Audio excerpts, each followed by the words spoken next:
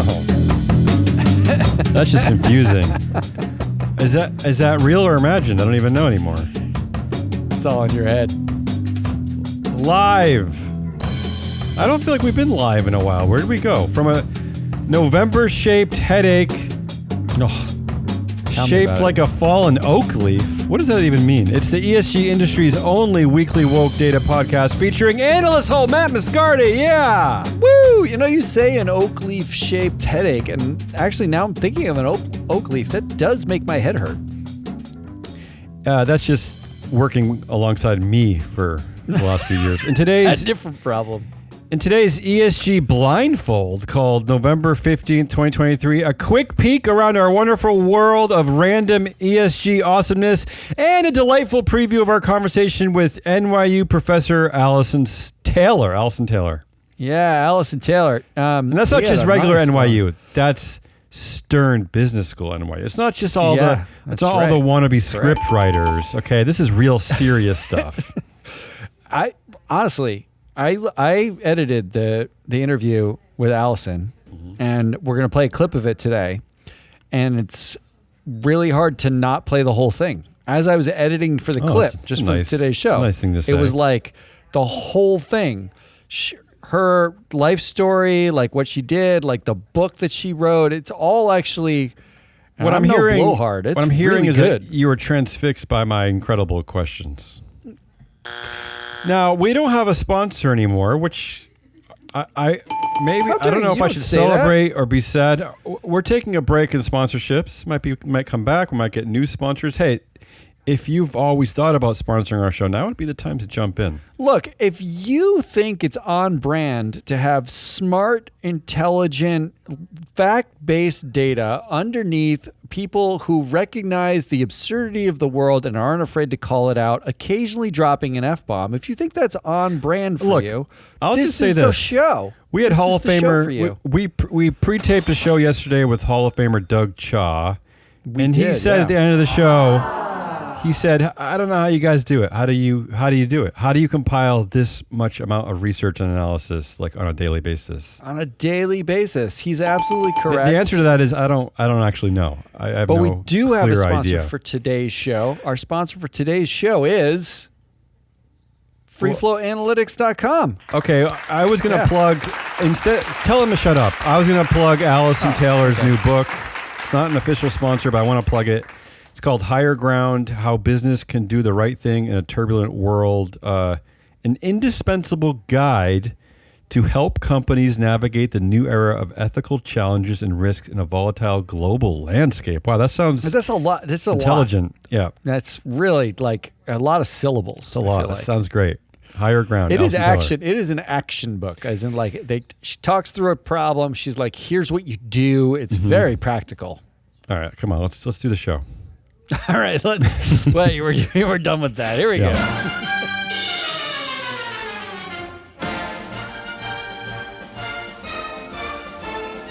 I got 10 incredibly awesome ESG headlines. Actually, they're kind of packed. They're kind of packed with fervor today, and then we will wrap up today's show by previewing our interview with Alison Taylor. What do you have? Like a clip? I got a clip. It's a 9-minute clip from a 40-minute interview that will drop tomorrow. Awesome. See, Alison, see how good we are to nothing? I don't know. I don't know what that meant. Let's go. Okay, Matt, this one is confusing me. General Motors workers are voting against the UAW contract. This is unbelievable. Union workers at Ford and Stellantis are happy. They've been steadily approving the contracts, but there's been opposition at GM. And they're saying it's because it appears to be coming from veteran GM workers who are disappointed that they weren't able to negotiate gains like stronger retirement benefits. I mean, wow. Look, the level of self-interest here is insane to me. Yeah. This is, can I congratulate myself? No.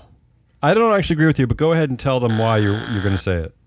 I called the UAW negotiation as they settled the contract dispute or settled air quote the contract dispute the top That is the apex. Well, it's all downhill from here. We're not going to see better than that. GM workers, I guess, are disagreeing with you. They want more. They think that there's more negotiations to happen. They're not satisfied. I'm telling you that if this gets voted down, oh my God, that contract was absolutely 100% the top. There's no way they're going to get more because the retirees are pissed off. For once, they are giving a lot to the employees. And the employees had a tremendous amount of leverage. And now the retirees are holding what? The actual workers hostage? They've retired. Like, they had their job. It's not necessarily retired workers. This is veteran workers, close to retirement. But that's what my point is. You're holding, like, what, 80% of the workforce hostage? But isn't that because you didn't get better retirement benefits for yourself? But isn't that what we're learning from this older generation of Americans, is that they just go around complaining that young people are complaining because when they bought a house, it was $10,000 and it was easy, and now it costs $1 million, and they're laughing at the younger generation for not being able to afford homes.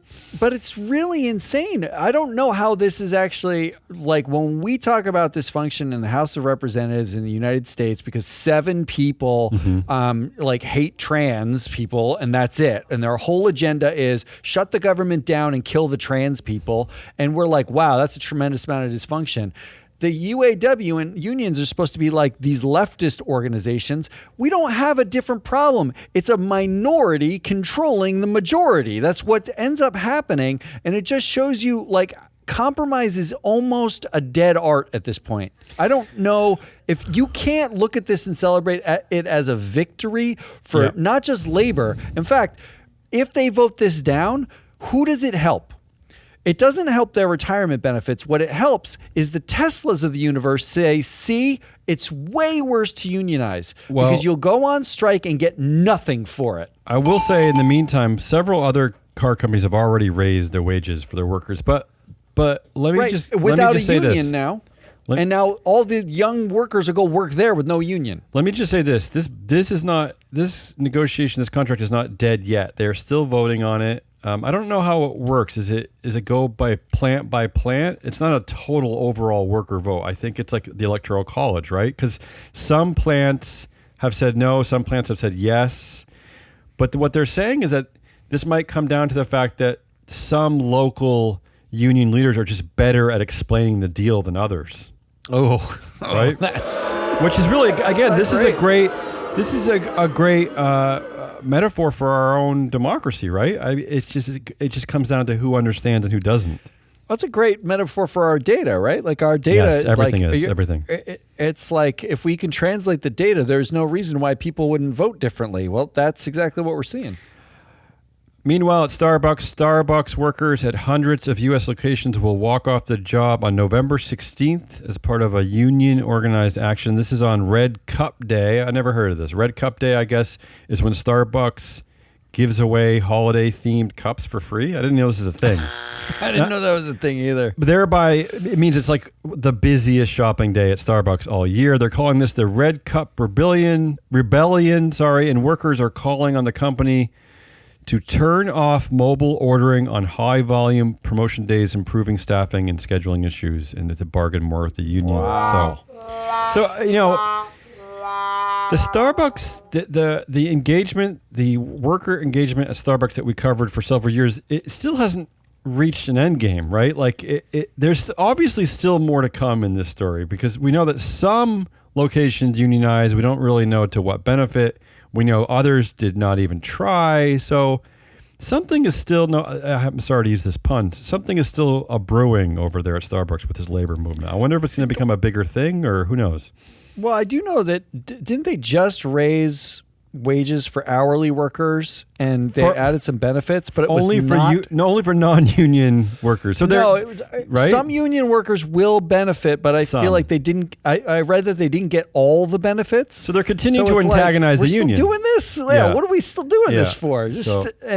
And now they're using, because they're a union, as the reason why they didn't get all the benefits, because they have to negotiate and vote on it. And this is true in as much as when you're negotiating with a union, you have to negotiate and then do something, but it doesn't mean they can't give them the benefit. Like, you can just give them benefits, right? It's not like the union has to like vote on, oh, we're going to give you $5 more an hour. Oh, well, no, don't give us more unless we vote on it first, because we might vote that down. That's not the way it works, does it? Isn't it? It's like, this is pure antagonism.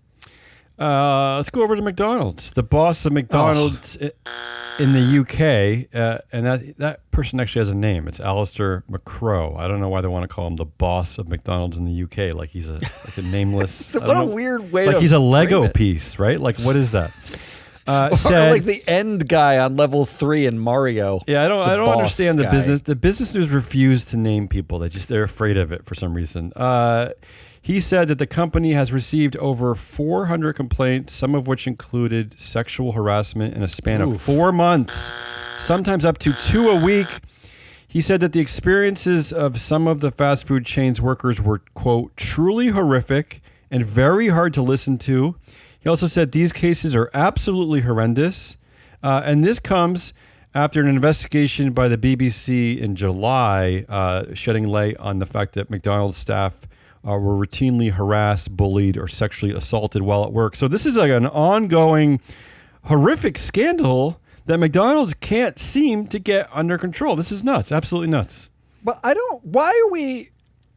Did he just talk to them for the first time? The boss of the UK? I'm unclear about this. I think what the BBC article did is it kind of emboldened a lot of the workers to start reporting these incidents. So they're starting to kind of cascade in. I don't really know what's going on. I mean, like, is this the first time they ever asked for the complaints? I thought that yes. Let's not forget that part of the problem with the McDonald's business model is that most of their locations are not operated by the corporation. Franchise. Exactly. That's right. It's so they're just now starting to admit that some of their franchise owners are horrible human beings, right? Horrible, yeah. And the BBC has forced them to do this by reporting on it. So, but apparently they have the power to get this information. Yes. Like they don't. The corporate offices don't have to wait for a news organization to break the story that says everyone in your stores is harassing women. Like you don't have to wait for that story to break. You could have proactively said, we want to check in with all of our franchisees about how they think about, including our workers and not discriminating and maybe not groping them. Yeah, maybe. Up next, Google CEO Sundar Pichai gives rocking. Oh, really? Oh, really? They're booing Sundar? I didn't realize that was going to be so. Gives rocking 75 minutes of tense testimony in Fortnite antitrust trial. Here's the reason why I picked this article. I wanted to focus on this. Rocking, yeah. According to the article, at times, this is part of our Southeast Asian CEO theory. The article says, this is out of Fortune magazine, at times, the soft-spoken Pichai looked nonplussed and frustrated by the confrontational questioning he faced. Other times, he came across as a professor explaining complex subjects to the jury. This is exactly why we thought why the actual controllers of Google, of Alphabet, hired someone like Sundar Pichai. Exactly. Let's not forget, Sundar Pichai, according to our data, only has 5% of total influence because Alphabet still is a duopoly controlled by Brin and Page. Yeah. So in fact, this is exactly the reason why they hired him to go to these type of trials, to be a soft-spoken professor, essentially. In fact, I called Sergey Brin and Larry Page and asked them for a quote about Sundar getting grilled here, and I got a clip of the audio. Okay. For two men, that's a robust laughter. There's a lot. They were in a room full of people, and they could just hire people to be a laugh track behind them. Yeah. Let's talk about two activist cases. People who could desperately use our data. This is my. That is 100% correct. I'm actually quite serious about this. First, activist investor Value Act Capital has taken a stake in Walt Disney. Value Act is the second activist investor to arrive at Disney after Nelson Peltz's Tryon Fund signaled that it would be pushing for multiple board seats. Look at that, multi Disney activists. Yeah. What a wonderful lightning rod for activists, Disney. It really is. Well, this is the second time they've done it too. I know everybody's angry at Disney for something. Value Act. Doesn't that mean you're doing something right? Value Act. I know you're listening. Reach out to us. We could come up with so many different ways to target, like which directors to vote out, which directors to keep, whatever. We could help you find other directors to put in place with high performance ratings. So we could talk about this forever. We had the data, we had the knowledge. Come on, what are you waiting for? Yeah, call us. I don't know why you're listening to this and not calling us. I will say this: it won't come cheap. That is also correct. It's going to be in the low millions for our advice. Also at Goodyear, Goodyear's CEO is to step down. That's Richard Kramer is stepping down after Elliott Investment Management basically shook the cage over there at Goodyear. So he's stepping down in 2024. And here's the reason why I pointed out this story is that according to our data, Kramer only had 19% influence. There were a bunch of other powerful influence blocks over on the board at Goodyear. So this does not surprise me that he couldn't hold on to power over there. That's all I'm going to say. This is the same Elliott that took a stake in Twitter, ousted Jack Dorsey because he wanted to live in Africa for 10 minutes. Right? Tried to oust. Yeah, okay. Just want to make sure we've got the racist Elliott activist and not a different one. Well, it's actually an interesting point because that has really got the ball rolling to suggest that maybe Twitter needed to be a takeover target, right? That might have been the start to the Elon Musk empire, right? That was the because they were worried that he was trying to open up a market to the biggest continent on our planet. That's what they were worried about. It also got board members on the board who were friends with Musk, right? Like as part of that Egon transaction. Durbin, is that one of them? Yeah, Egon Durbin joins the board and is like was pro friendly Musk. with Musk. Just want to make sure I get the same one. Although I like that the activist managed to do it like with a 2050 target date. Like he's stepping down in 2024. Well, I hate to tell you, but 2024 is in a month and a half. I hate to tell you that. Oh God, it feels bad. Ralph Nader profiles 12 leaders who did it right in his new book, The Rebellious CEO. It's a book that focuses on 12 CEOs that Nader found to be, quote, wonders of values and performance. This is like a perfect for us. Here's why I chose this story. Not only does it really kind of align a little bit with our vision, right? I mean, we're kind of looking for that blend of values and performance, I suppose, right? I mean, isn't that what we're doing? Data on it, yeah. Although we are looking at performance, and we're the only ones to do that. So Ralph, hit us up.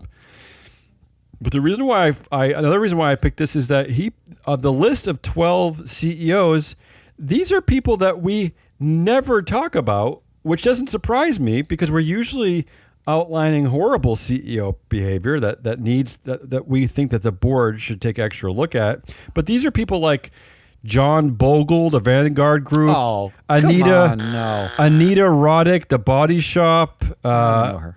Gordon Sherman, Midas International. So it's just a random list of people that don't make our show. So I'm happy that they don't make our show is what I'm trying to tell you. The John Bogle, I feel like I don't understand at all. Well, you should read the book, I guess. It's chapter one. It's chapter one. But that's a group of investors who voted for nothing. Hey, read the book. They voted with management 100% of the time, basically, and they do everything to avoid anyone looking at them. The one that stood out to me was the weirdest one was Bus Boys and Poets. Andy Shalal, the CEO of Bus Boys and Poets. What do you think that is? Which I looked that up, and it's a restaurant and a coffee shop that does events in So it's his DC. favorite. It's his favorite coffee shop. It's Ralph's favorite. Literally, he just wrote about his favorite coffee shop as like the leaders who do it right, but it's like a guy who owns a coffee shop. Like I guess it also might be a nod. Interesting. It might be a wink to me because I was a busboy in high school and I studied writing. I studied writing in college. So maybe he's talking about me. It's possible. And look where you got. Yeah. I will say this: being a busboy better than a waiter because you share the tips and you're not crying every night. You don't have to. People aren't yelling at you. Yeah. No sexual harassment. Speaking of horrible CEOs, here's an article out of who cares? Futurism. What is Futurism?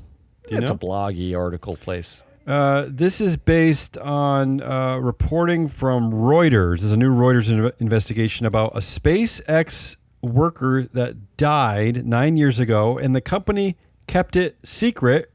Not only, even worse, although I don't know how it could be worse than that. According to a new investigation out of Reuters, there have been over 600 unreported injuries out of SpaceX of varying severity, despite it being a regulatory requirement to report any injury to OSHA. So this is what's going on over there at SpaceX. I'm kind of shocked, right? I am totally shocked Yeah. that whoever the owner is of SpaceX would not care about regulations like from OSHA. I am totally and utterly shocked. When are we going to get to the final straw with this dude? When is the board of Tesla going to be like, this guy's reputational risk is too much? When are we going to pull the I mean, like, we just saw a proxy that listed Vince McMahon as a risk factor to the company he's the executive chair of. Like, they just said, like, I mean, they could have just said as a sentence, Vince McMahon is a risk to our company, and then just moved on to the next risk factor.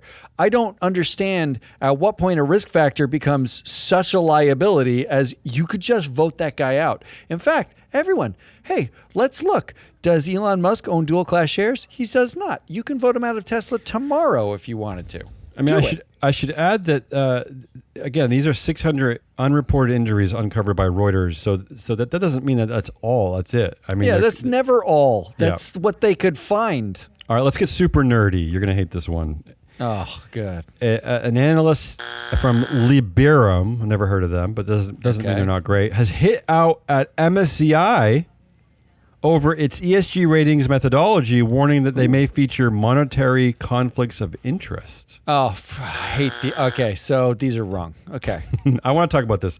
Comparing MSCI ESG research, which receives most of its revenue from selling index licenses, and Refinitiv, which gains the majority of its revenue from selling data, the paper found that ESG ratings from MSCI were systematically higher than Refinitiv. He also made the claim that it seems that MSCI ESG ratings change if the share price performance of a company changes. Yeah.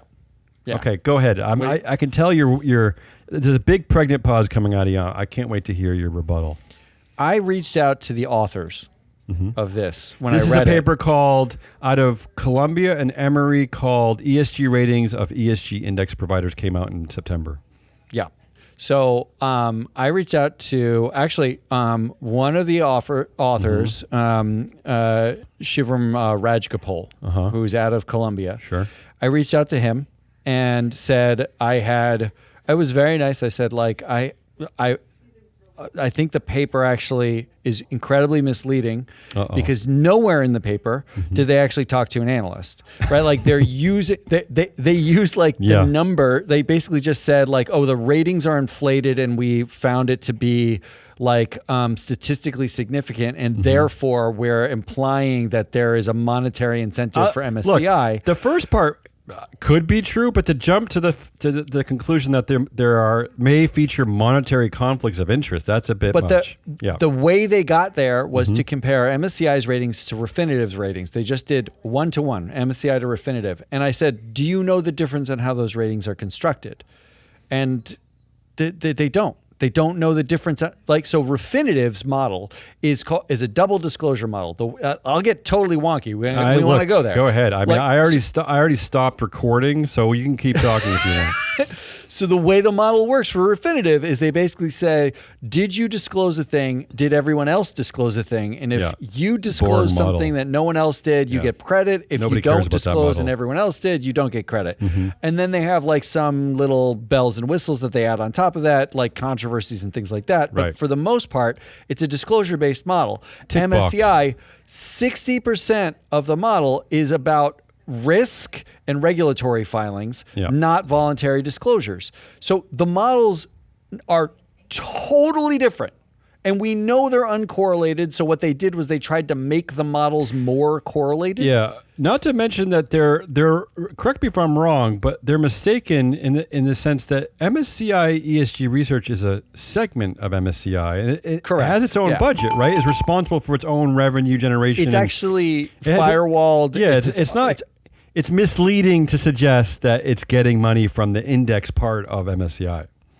So the way it works inside of MSCI, and this is why I wrote to them, like, I wish you just ask, like, I'm not in MSCI anymore. I can tell you how this worked, because the time period was when we worked there, actually. Sure. Yeah. And I said, the way it works is ESG creates a rating using data that they collect by hand themselves, like mostly grunts. Yeah, I could show you my paycheck and prove that there were no monetary conflicts I could show you of interest. my fingernails. They're dirty from all the digging that I had to do. Bribes in my paycheck, unfortunately. And then the ratings are done, and then the ratings get published, to their clients, and then the index product team comes over and says, "We're going to use that to create an index." I can prove there was a firewall. I can prove there was a firewall MSCI by saying that nobody important ever talked to me when I was working there. That's true. Yeah, that's the proof. Well, that I can confirm. So I reached out and I said this to the author of it. In fact, the level of sort of pomposity. He took my email, forwarded it to his team, and said, effectively, "Do you think we should try to talk to him?" Oh. And then let's make sure. They're academics. Why wouldn't you just gather more sides of the coin? They basically said, then he said, let's check and make sure that that our findings are robust, because we can put the onus on me to explain why they're not, and that things may have changed since he left, except that the time period they're looking at is the time period I was there, and he implied that, like, I might be off my rocker. And then I had to write a long email back explaining everything I'm explaining to you now. I didn't think you'd have so much to say about this. Well, because I actually reached out, and now they're getting headlines about this, and it's so fucking wrong. Well, the headline I hope they get sued. I really do now. The headline is coming from an analyst who read the paper and is treating it like gospel. That's the problem. So maybe you can reach out to him. Like, there's no point, right? Like, at this point, we don't know. Nobody knows what they're doing, and everybody's looking for clickbaity headlines. In fact, the way they titled the paper was basically that, like, there's some duplicitous dark room that in MSCI they're rubbing their hands together and adding companies on indexes because there's a monetary incentive to do that. I got zero extra pay. I was an executive on the ESG team. I got zero extra pay about indexes. I didn't even know who worked in half of the index team, and no one ever asked my opinion. I'm not sure I even got paid beyond extra pay. It doesn't work that way. It just doesn't exist. So I have a lot to say, because they basically said I might be off my rocker, and the onus is on me to prove to them what I know is true. And I was like, what a bunch of fucking assholes you guys are. This is why To be clear, no one gets it. I'm not calling you guys assholes. So if you still want to reach out and come on the show, I'm happy to have you. This is over a month ago. I wrote them these emails, and they ceased responding. They're probably shocked. Laid it all out. They're probably just shocked that anybody cared or read the paper. I think they're shocked that there are human beings who actually work in these places. Like, they think it's just numbers. You can regress backwards. And maintain actual knowledge about the process. It's unbelievable to me. So, I have a lot to say. All right. And finally, as a segue to our clip from Alison Taylor, there is a Alison article today out of the BBC called, I like this title actually, How ESG Came to Mean Everything and Nothing. I think that's perfect, actually. This is talking about the fragility of the entire ESG movement, and in some aspects, a major catalyst for its downfall may well lie in its name. Which has morphed into an umbrella catchphrase with little concrete meaning. What they're talking about is companies that rush to use the ESG label and then now have to shed the label. Okay. And Alison Taylor, the reason why I picked this article is because they quote Alison Taylor, a clinical associate professor at NYU Stern School, about this very story. And she says, she said to the article, I explained to my students that there was a time when business was politically neutral. They tell me that's not an option anymore. So that's kind of a good segue into our interview with Alison. That is a good segue. And let me just say, like, there was an article by Aswath Damodaran, who's the valuation professor at NYU. Whoa, Stern. At Stern. So at Stern, right? Yeah. And he wrote ESG, RIP is dead, whatever. It's like it should have never existed. And you're talking about the moniker. You're talking about the label. No. He's talking about ESG. He's a conflator. He just said ESG was set out to do good in the world, and it failed miserably, and it didn't have anything to do with valuation either. After it didn't do good, they pivoted to valuation, and after it didn't do valuation, it pivoted to this other thing. Like he's doing like a thing. Well, here's where he's wrong, and where I appreciate Alison Taylor, because she actually talks about that in this article. She says that although her students may not be looking for commitments that are designated as ESG initiatives, they do hold the view that business's role in society is one that must recognize the movements around them, whether they be diversity initiatives or divestment from fossil fuels. So the point being is that we're getting confused by the label, and things aren't dying.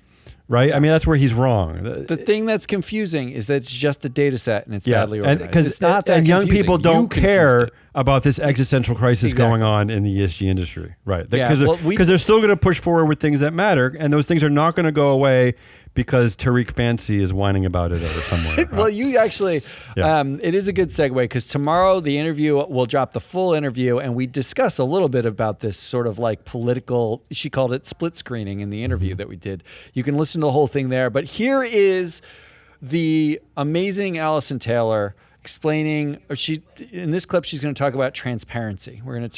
She's going to talk about transparency not being necessarily the panacea. Here's Alison Taylor. We are with Alison Taylor, the author of Higher Ground, How Business Can Do the Right Thing in a Turbulent World, which actually comes out in February of next year, which makes me feel incredibly special because I've read the whole thing already. Like, that's never happened to me in my life, where someone was like, here. You've read a whole book? I read that's never happened. I've never read a book. She's also the clinical professor at NYU Stern School of Business. And I want to start with the fact that your bio, like, that I read, doesn't do justice to the bio. There's one line in the book that the quote is, "In my 12 years as a corporate intelligence specialist," which, please tell me that's as fabulous and like secretive, and you're a corporate ninja, because that's how it sounds. Was that what it was like? It was fun. I mean, it was really a lot of fun. And I was, first of all, in this job, head of Middle East and Africa investigations, and then head of the Americas. So I spent a lot of time in Lagos. I spent a lot of time drinking with journalists in bars. I spent a bit of time in Dubai. And I guess at the end of the day, I'm incredibly nosy and I like to gossip. So if that is your interest, this is the perfect job. I really had a lot of fun. Yeah. You sort of described ESG data, really.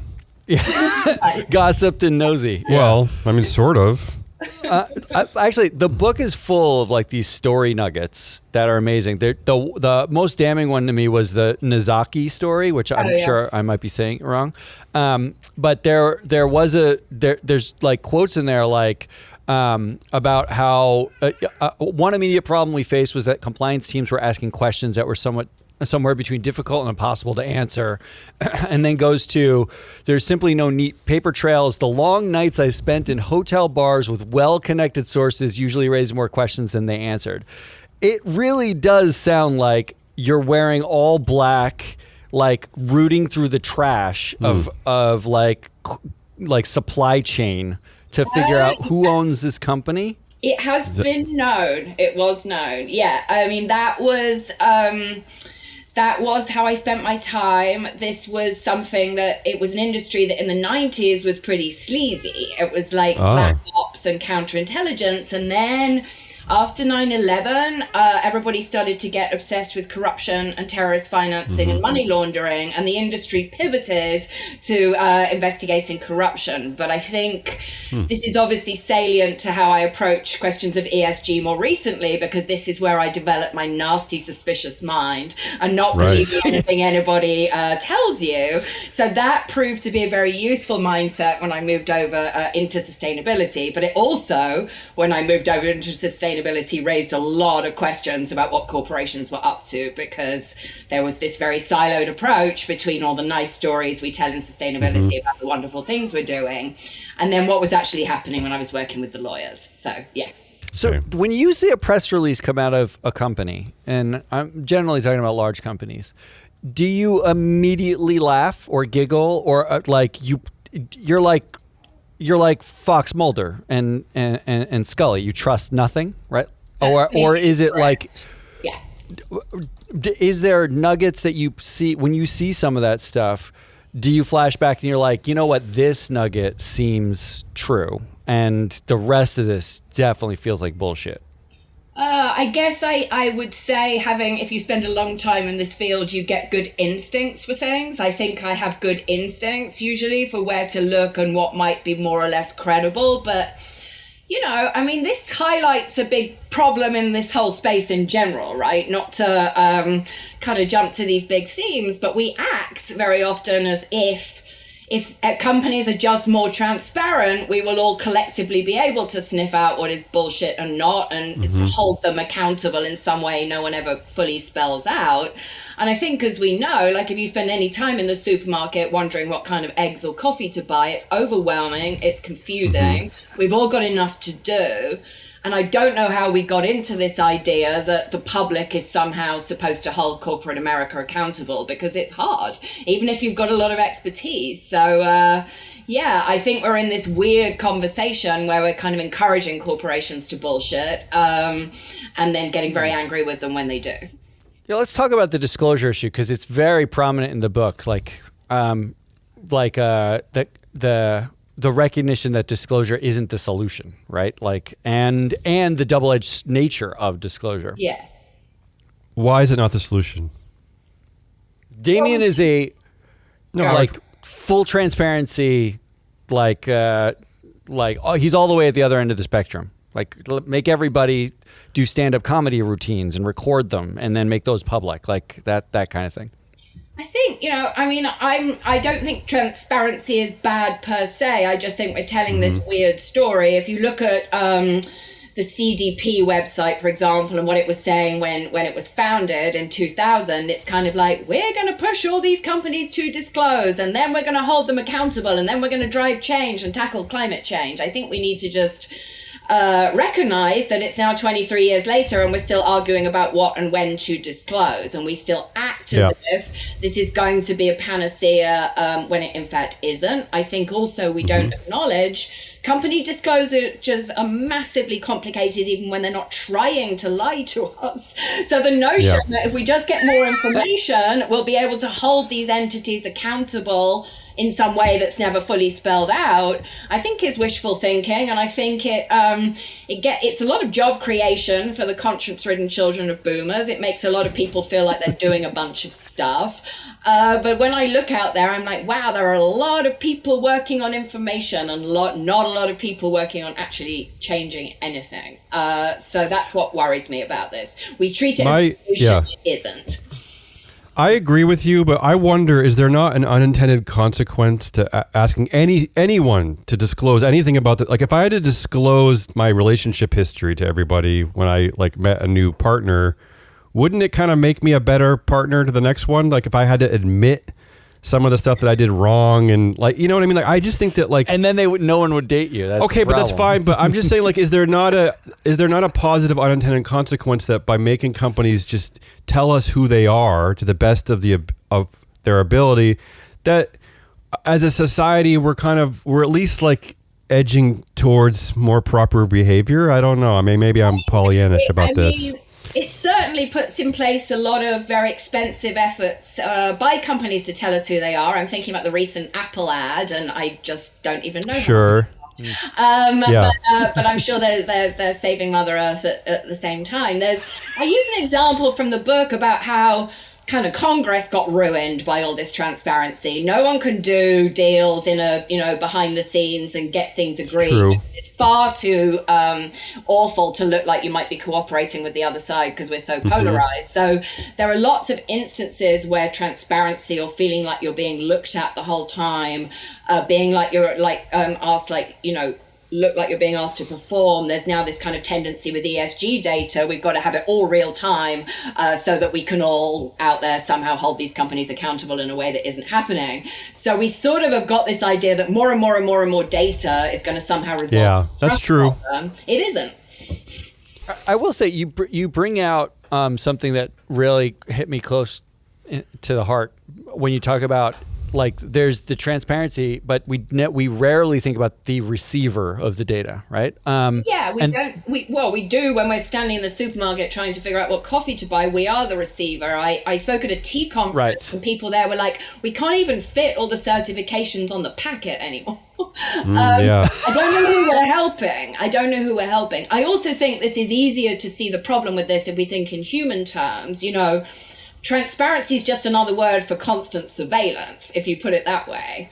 Right. So I don't think humans respond very well to the notion that their email and everything they're doing at their computers is being tracked by their employer. And I don't know that corporate entities respond very well to the notion that stakeholders are evaluating them and pointing fingers at them the whole time. I think the other thing that's really interesting is in the sustainability community, we tell companies this weird story, which is if you're just more transparent, stakeholders will trust you and you'll have a better reputation and you'll drive more shareholder value. This isn't true. We tend to attack often the best performers, not the worst performers. The best place to be is in the middle of the pack with your head down. We punish the best companies. So we're telling people a story that isn't true, and then we're not surprised there's skepticism. That was Alison Taylor. You're on mute still. Yeah, you're right. It wasn't us. No, it was us. But the third person wasn't us, right? The woman? That's not us, is it? Well, yeah, she's I'm confused. Better than us. She was much better than us. That's Damian Rollis. Hazelnut Rollis. Hazelnut Rollis. Hazelnut Rollis. Well, you drink hazelnut coffee once. That's what it's going to be for the rest of my life. That's fine. I'm your analyst, Hole, Matt Moscardi. We are Free Float. This was Woke Wednesday. Come back on Friday for our weekly wrap-up. And stay tuned tomorrow for the full interview with Alison.